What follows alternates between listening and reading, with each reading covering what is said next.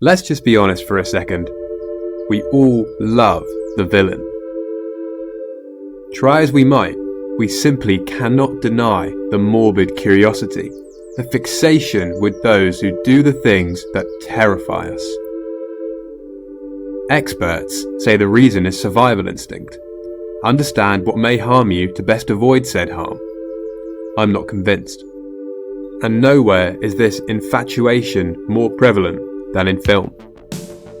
A good villain can make or break a story, and can leave an impression that will last a lifetime. A hero is only as good as his villain. After all, who is Luke Skywalker without Darth Vader? Who is Batman without the Joker? Across the years, we've seen countless performances come and go, but only a handful stand out from the masses. This select group of performances are lauded unlike any other in the world of cinema. But what is it that makes playing a villain so difficult to master, yet so alluring to audiences and so impressive to critics? Recently, there has been a proposed new addition to this select group, Feyd-Rautha from the staggering Dune Part 2.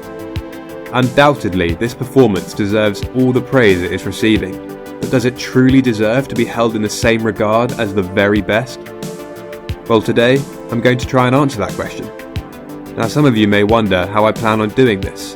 Well, to start, we need to establish a baseline, and so, I present my Mount Rushmore of film villains.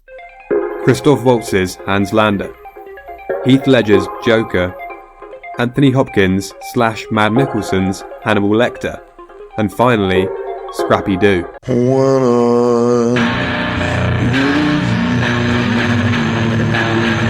And finally, Javier Bardem's Anton Chigurh. In my opinion, these are the 4 best cinematic villains we have ever seen. However, most likely, every single one of you will disagree with at least one of these choices. And so, I'm going to go through each one of these and explain to you why they deserve to be here, and by the end of the video, I'm sure you'll come around. Once we're all in agreement, I'll then turn my attention to Austin Butler, and try to discern whether or not he truly deserves a place in cinematic villain history. And so, sit back, relax, and enjoy.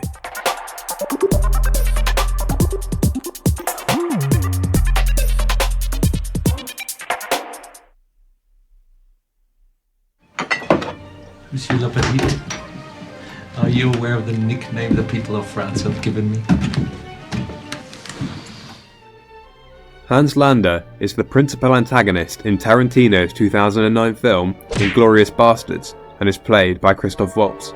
He is an elite member of a certain German political party and is dubbed the Jew Hunter. Our first meeting with Hans is the first scene of the film, and this in my opinion is the best scene. We join Landa on a remote French farm, with the owners of which are suspected of hiding Jews. What ensues is an interrogation of the farm owner unlike anything I've ever seen before. Without context, Landa acts as the perfect houseguest. He is incredibly polite, impeccably mannered, and complimentary to the host. Of course, however, with context, we know that Landa could order his men inside and murder the occupants at any given moment. Landa never explicitly threatens the farm owner, but simply by the way he carries himself and through his outright confidence, the severity of the situation is never lost. From the moment the scene begins, Landa commands complete dominance of the farm owner and his family. He strolls around the room, demands milk instead of the wine he is offered, grabbing the farm owner's daughter as he does it. He has no issue making people wait, deliberately taking his time with everything, despite the horrendous and frightening nature of what he is doing. Before the secret underneath the floorboards is even revealed, there is an overwhelming sense of inevitability about the scene. As a result of Landa's dominating presence, coupled with the brilliant camera work framing Landa dead center and squirreling the farm owner into the very corner, the scene builds to an almost unbearable level of tension, until eventually the secret is revealed.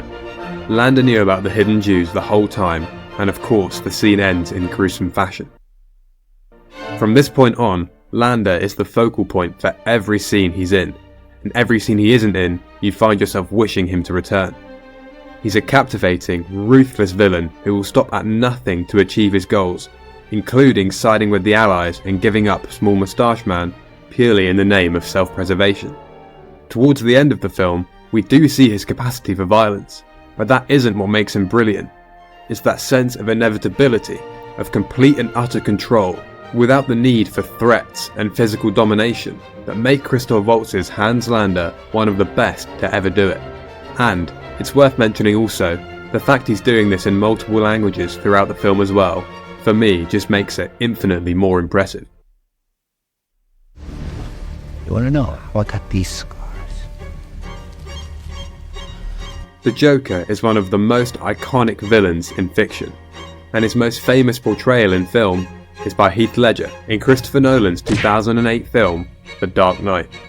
The Joker is Batman's arch nemesis, the clown prince of crime, a psychopathic, murdering clown with seemingly no motive but to cause chaos, the very antithesis of Batman. What I love about the Joker is that he has absolutely no redeemable human qualities whatsoever. And whenever we do hear something vaguely humanizing, like a story from his childhood, it's pretty much immediately stated to be untrue or made up. This is demonstrated masterfully in The Dark Knight through the Joker's iconic "Do you want to know how I got these scars?" speeches that change every time you hear them.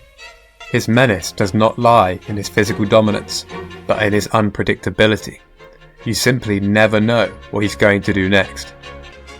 This iteration of the Joker is also incredibly manipulative. He knows how people's minds work, and he has no qualms about using this to his advantage, namely in the Harvey Dent Two-Face story arc. But, as I'm sure you all know, we have seen countless iterations of the Joker across the years in all forms of media. A topic that I have discussed in great detail in a previous video that you should watch immediately after this one. None of these qualities I have described are unique to just the Dark Knight version, so you may ask, why is he deserving of a place on this list? And the answer is Heath Ledger. This choice may be an outlier on this list, as in my opinion it is the performance that sets it apart and has cemented it into cinematic history. This performance is legendary. It is the reason playing the Joker has the reputation that it does, and why so many actors are hesitant in taking on the role. The difference with this performance and other iconic roles, like Marlon Brando as Don Vito Corleone or Harrison Ford as Indiana Jones, was that this portrayal was not the original. With the aforementioned characters, to the audiences at the time, they were brand new, and so had nothing to be compared to. But the Joker, however, already had an iconic portrayal, Jack Nicholson in the 1989 film Batman. And so for Heath Ledger to come in and completely reinvent such a beloved performance, and to do it in a way that completely blew its predecessor out of the water, was one of the most impressive things I've ever seen. Everything about it is sublime, from the voice to the laugh, right down to his facial tics that were ingrained into his subconscious. It's truly remarkable. It's well documented that Ledger's methods were somewhat unorthodox, and that he really tried to get into the minds of the characters he played, but in this case he took it a step further. There are stories from his cast members of Heath never breaking character, and just muttering to himself in the corner of the room during shooting breaks. And of course the infamous report that stated that Heath locked himself in a hotel room for a month to try and find the perfect voice and laugh for the Joker. The ethics of these practices may be debated, but one cannot deny the commitment to the performance, and certainly cannot deny the final product. Now of course, Heath Ledger's untimely and tragic death does play a role in this performance's notoriety, with many attributing it to the intensity in which he prepared for the role. But unfortunate as the reason may be, this performance is almost mythological at this point. It is renowned at a level unlike any other, and for that, it simply must be on this list. I ate his liver with some fava beans and a nice Chianti. Hannibal Lecter is the simply iconic villain, who first appeared in Thomas Harris's novel Red Dragon in 1981. However, he is of course more famously known for his portrayal by Sir Anthony Hopkins in the sublime The Silence of the Lambs, as well as Red Dragon and Hannibal. He is also, regrettably less well known, from the portrayal of his earlier years by Mads Mikkelsen in the series Hannibal, a portrayal that I believe equals and at times surpasses that of Hopkins and is frankly not spoken about enough. For those in a similar housing situation to Patrick Starr, Hannibal Lecter is a renowned physician, but also a monstrous killer that cannibalizes his patients. He is supremely intelligent, deviously cunning, and incredibly manipulative. He will always be the smartest man in the room, and you will never know his true intentions unless he wants it so. It's summed up perfectly in the series when Dr. Du Maurier says, "If you think you're about to catch Hannibal, that's only because he wants you to think that." The nuance in Lecter's character, however, comes from his twisted sense of decorum. He has particularly refined tastes and abhors bad manners, and so his victims are primarily selected from people who he deems to be rude or who have offended his cultural sensibilities. Examples of this include a musician who played one of his favourite pieces poorly, or more notably, a census taker who tried to test him, and well, I think we all know how that ended. As I previously mentioned, one of the defining characteristics of Lecter that make him such an entrancing character to watch is his intelligence. A perfect example of this is his first meeting with Clarice. Within seconds of meeting her, he reduces her to nothing more than her insecurities, describing her as a well-scrubbed, hustling rube, and one generation from poor white trash. He wields his intellect as almost a weapon, completely belittling and utterly dominating anyone that dares challenge him. In Mikkelsen's portrayal of the character, this psychological dominance is illustrated more through Lecter's interactions with others and how he is able to manipulate them and bend them to his will. Hannibal is able to quickly and accurately evaluate people and determine their weakness or desire. He uses these, along with an admittedly less interesting mix of drugs and strobe light therapy, to puppeteer everyone around him. What I find particularly interesting about this, however, is his motivation, or more specifically, lack thereof. Although it is occasionally down to self-preservation, the majority of what he does is due to pure curiosity. He just wants to see what will happen. And I think that's why he's such an incredibly beloved character. Because he's relatable. We all have the intrusive thoughts, the urge to give someone a slight push and see what happens. But of course, we never do. But Hannibal does, and in doing so makes him utterly enthralling and even almost likeable. I'd also just like to briefly mention how brilliant Mikkelsen is in this series, and in fact, in general. I cannot express how perfectly he fits the character of Hannibal Lecter. He just is him. He has such an air of superiority and class about him, but also just a hint of the monster lurking beneath. But if you also told me he was a homeless man, I'd probably believe you too. What's the most you ever lost on a coin toss? Anton Chigurh, played by Javier Bardem, is the enigmatic villain from the 2007 film No Country for Old Men. Chigurh is the definition of a psychopath, who radiates menace every second he is on screen. He is entirely devoid of conscience, and shows absolutely no remorse for his actions. His facial expressions do not change. His voice gives nothing away, and you cannot at any time tell what he is thinking, regardless of whatever horrific act he is carrying out. However, what sets Chigurh apart from the countless other film psychopaths we have seen is his unyielding commitment to his twisted moral code. He believes that only chance can decide someone's fate, often leaving a person's life to nothing more than the toss of a coin, which makes for one of the most memorable and unbearably tense scenes in the whole film. What I find particularly intriguing about this is that Chigurh himself is not above this code. In one of the final scenes, Carla G refuses to play Chigurh's coin game, and in turn forces him to choose whether she lives or dies. And then, almost immediately after, Chigurh is involved in a near-fatal car crash. In this way, Chigurh is used as almost a sort of living plot device.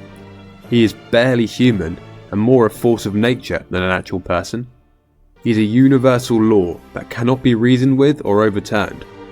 Although this may sound pretentious and contrived, in my opinion it really works in the film, and in fact serves to make him a far more interesting and compelling antagonist than if he were just your average crazed killer. But that's not all.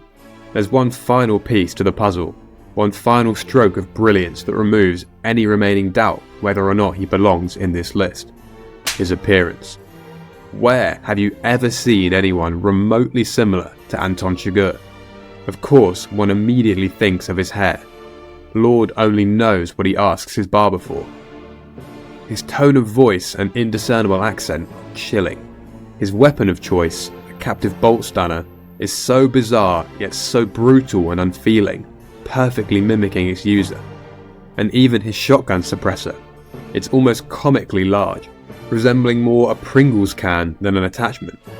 The simple things in film are so often overlooked and replaced with faux intellectual drivel or flashy aesthetics, when really, having something so basic as a villain whose very appearance strikes fear into anyone who sees them can be infinitely more powerful. And that's exactly why Anton Chigurh deserves his place on this list. As well as being an incredibly well-written, brilliantly acted, multi-dimensional antagonist, he's also fucking terrifying, and I absolutely love it. May thy knife chip and shatter. Feyd-Rautha is the new villain introduced in the breathtaking Dune Part 2, and is played by Austin Butler. He is the heir to the Harkonnen throne, and is principally a foil to Paul Atreides. Before even laying eyes on Rautha, we begin to build a picture of him in our minds, from the descriptions we are given. We are told by multiple people that Feyd-Rautha is psychotic, with an unending lust for blood and power. And when we finally do meet him, he does not disappoint. His weapon master brings out his new blade, which he first touches to his tongue, an unscripted masterstroke from Butler. He then proceeds to ruthlessly slay two of his servants, purely to test the sharpness of the blade. He does so in a manner so casual, you'd be excused for thinking he was simply preparing dinner. This act of remorseless brutality, coupled with a third servant uncontrollably shaking and the weapons master sweating bullets, sets the tone for this character masterfully. The preceding scene sees Rautha in full combat in a gladiatorial arena, facing off against 3 captured Atreides soldiers turned slaves on the Harkonnen homeworld, Gedi Prime. Gedi Prime is described as being drenched under its black sun, which results in a sublime black and white sequence where we get to see Rautha truly in his element. He gleefully dispatches the slaves, even after discovering one of them had not been drugged, and laughs in his face as he plunges his knife into his gut. As much as he is a fierce warrior, Feyd-Rautha is also a showman, and laps up the opportunity to display his murderous talents. I cannot recall from recent memory a character introduction so startling, yet so brilliant, than that of Feyd-Rautha. His personality and intentions are laid out flawlessly yet succinctly, and the performance from Butler is so immersive and so terrifying you cannot look away.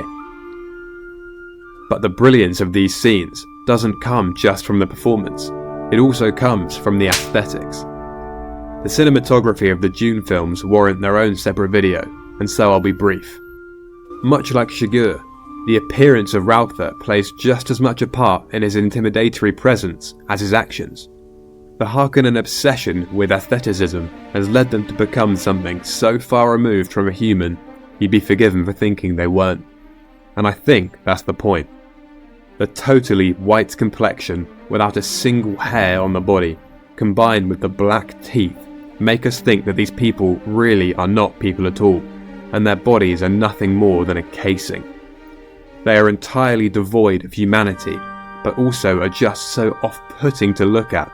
I think it works brilliantly. I also just wanted to mention Butler's voice acting. I know he has received a lot of backlash for his voice following the Elvis film, but I have to say in this film he was astounding. He sounded almost identical to Stellan Skarsgård. Don't spoil my nephew's birthday. May thy knife chip and shatter. And every line was delivered perfectly. I think maybe it's time we stop saying he's putting on his voice and just accept he is an incredibly talented voice actor. Search Dune on TikTok. Boom. The denouement between Rautha and Paul Atreides is just the icing on the cake for this character, and it had me on the edge of my seat. Feyd-Rautha is a truly exceptional cinematic villain, and without a doubt deserves to be in this discussion. But, to answer the question I set out at the beginning, does he deserve a place on my Mount Rushmore? And my answer is, not yet.